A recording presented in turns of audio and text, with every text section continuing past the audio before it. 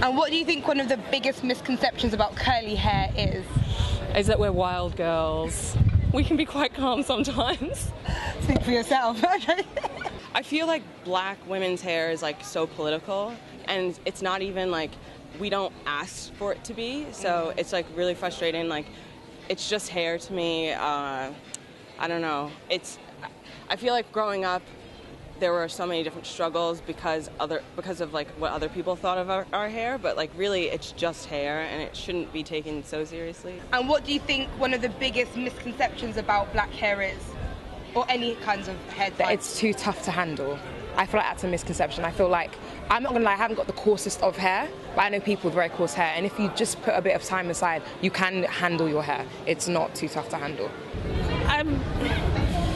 Personally, I don't really care what other people really think. If I feel comfortable in my hair, then that's my kind of opinion. But I mean, there is a misconception: Afro hair is nappy, it's thick, it's this, that. You hear a whole load of it, but I mean, you have to be the one to take control of other people's perceptions, if they have any, kind of thing. What is the biggest misconception people, in your opinion, have about black, curly, black women's hair, people of colour's hair? It's just they think it's ugly. They don't appreciate it. But actually, when you look at the stages of life, is how many people try to get their hair more curly. But I think a lot of black women don't realise that actually it's a blessing to have your hair the way it is. But it's something you have to come to terms with. Like, people can keep telling you that won't happen, but you need to sort of figure out in your head that actually it's good hair.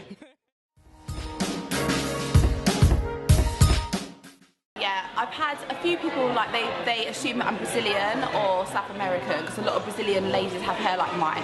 It's very rare for you to get a woman in England to have hair like mine, more so in these later years you can, but 10 years ago no one had hair like me, but now obviously it's becoming a fad and people are embracing their natural hair. But I will never forget one day I was in the bus and this woman actually turned around and said to me, "Your hair's not real." And I said to her, "Yes it is." She was like, "No it isn't." And I was like, my hair's real, okay? It's mine. But the fact that she had the audacity to tell me that my hair was not real was unbelievable. She was, I don't know if she was Caribbean or African, I don't know where she was from. But a lot of people do assume, because there's such amazing wigs and weaves out there, that they think that everybody that's got amazing hair, it's not their own.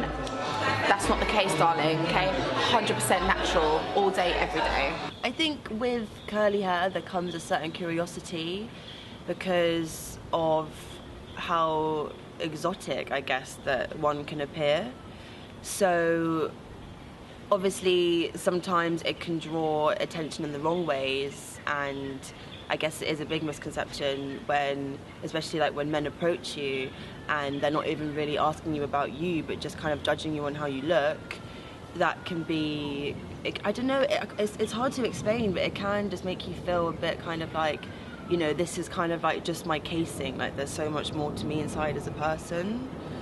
So I'd say that is sometimes like a bit of like, I guess it's like an annoyance. It's not something that I'm going to go home and cry about, but it's like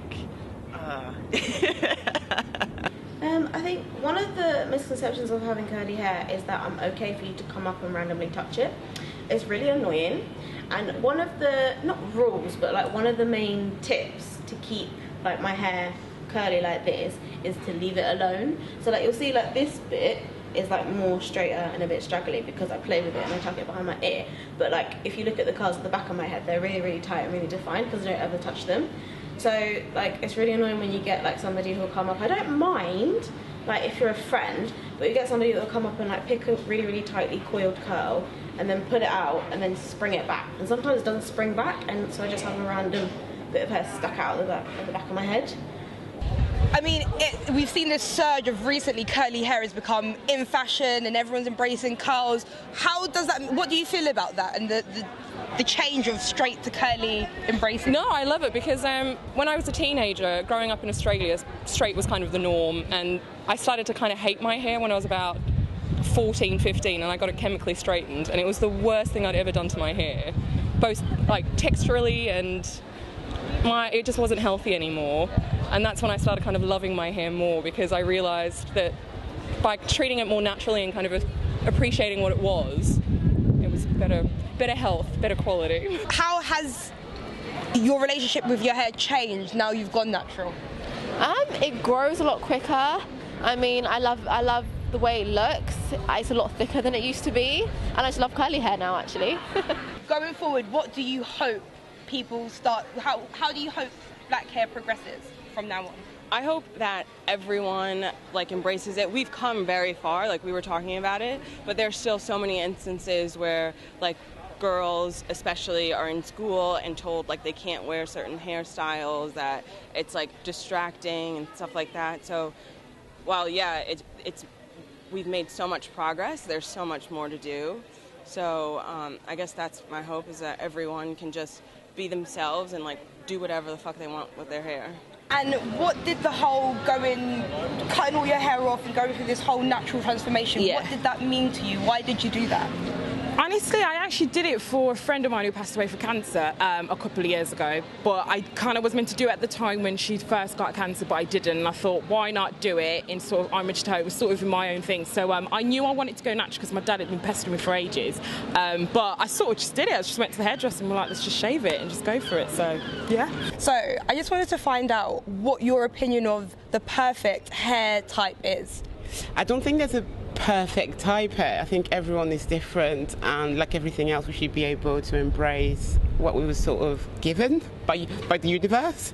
I think for so many years, the perfect type hair was more focused on European hair and blah, blah, blah, and there's a real consciousness about people, especially black women or mixed race women, to sort of embrace Afro hair.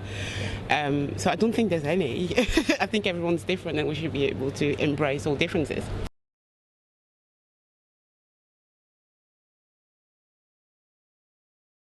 Black, beautiful women, they tend to look quite similar. There was an era in the 2000s where you had Ashanti and Beyonce and everybody else who just looked exactly the same. And I feel like when you grow up seeing those images all the time and all guys thinking they're really attractive, I mean, I'm not surprised that people want to kind of conform. Now, I guess there's a big switch towards people having locks.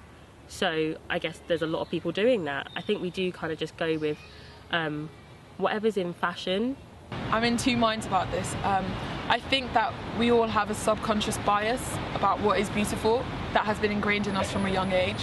So even if you don't think Western beauty is beautiful or it's what you subscribe to, I think a part of you does, even if you don't want to accept it. It's just a condition of being raised in Europe, whether you're black or white. That's just kind of all you've known. At the same time, it's up to women to do what they want to do with their hair. Sometimes they want to change their hair in one way because they want to look white, and that is conforming, that is doing it to pander to a white's ideal of beauty. But sometimes they want to do it because they want to do it, because that's the style they like, because they want to do it in one way. I don't think it's fair of people to say you can't do your hair in this way because it means you are pandering to this stereotype, because that's still caging you in one shape or form. The same way you're caged in to think white hair is the only good hair is the same way you're caged in to think if you keep black hair, then that's also terrible. So I think ultimately it's about female liberation and emancipation, and that women should be able to have their hair any damn way they want to. I think in the past, within history, yes, it was to conform, to fit in, but I think as time's gone past now, I enjoy having straight hair. It gives me a Latino look. I like that European look, and I think that it's much more manageable. But it's not that they're trying to be more European. It's just it's manageable and it's a different look for them at the end of the day. I think that it's moved on now. I think the whole thing where we're coming into colour and, oh, this woman's trying to be black or this woman's trying to be white, it's not. We appreciate the beauty and we would like to have some of that. And also, like I just said before, it's much more manageable. A lot of people don't understand that the more curly your hair is, the less you have to do to it. So I brush my hair 3 times a week maybe. And I'm sure people with a much more afro hair brush it less times than that, because we're not supposed to brush our curls out, we're just supposed to ruffle it, moisturise it a little bit and leave it. Just from my experience, when I was younger, I hated my curly hair. But I think it was more to do with the fact that I was in a private primary school, and I think I was the only mixed race girl in my year.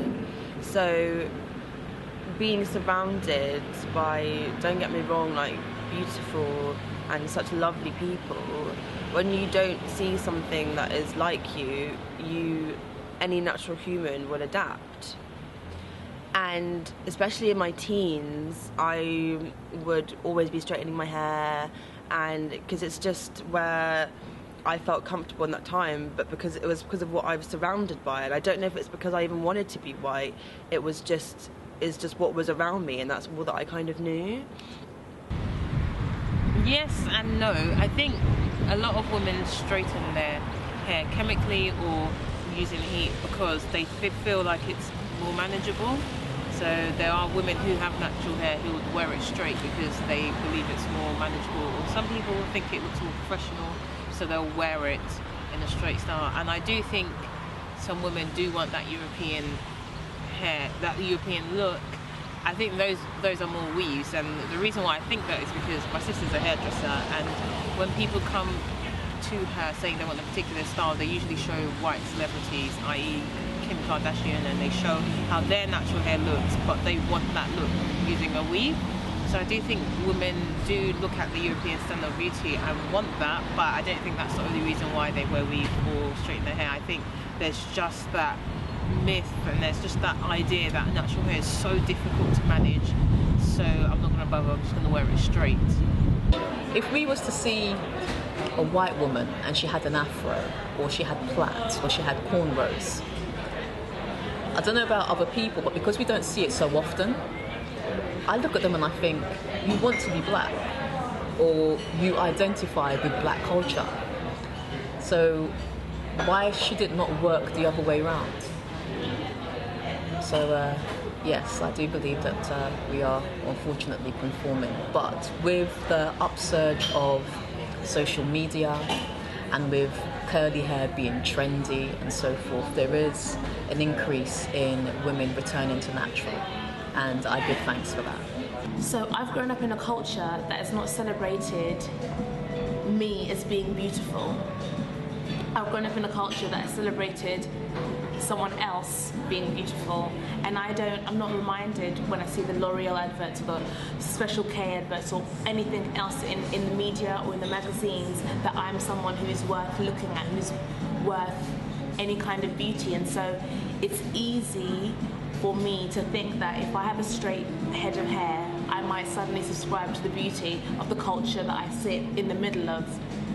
And that's why each person who is born into this country, if they are black skin, if they're from the Middle East, they need to go through their own journey to find self-worth within themselves, because it's going to be a long time still until we're going to see it in media. It's going to be a long time until we're even treated equally at work or in theatre or in day-to-day life.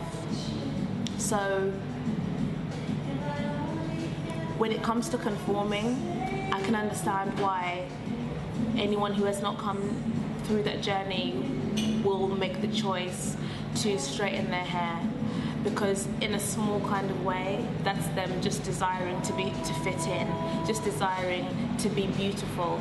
And especially as a woman, we are constantly reminded that our worth is in what we look like. It's sad, but it's very, very true. And that's why I hold no judgment to people who straighten their hair. And I sit here now with straightened hair because I feel comfortable. I feel comfortable and I enjoy it. It's coming through at the roots, and that's my preference. But I've come to a point where I'm able to enjoy the choices that I have. And I can only hope that for anybody else. And in fact, I encourage people to go through the journey in their own time. And I will continue having the conversations with them because I only want to be a part of society that is growing.